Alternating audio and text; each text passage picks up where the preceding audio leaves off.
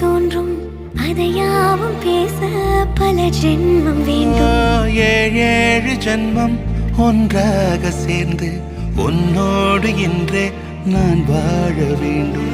காலம் முடியலாம், நம் காதல் முடியுமா? நீ பார்க்க பார்க்க காதல் கூடுதே.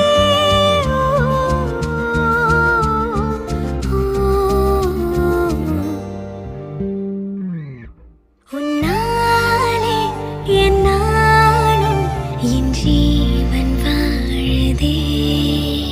சொல்லாமல் உன் சுவாசம் என் மூச்சில் சேருதே.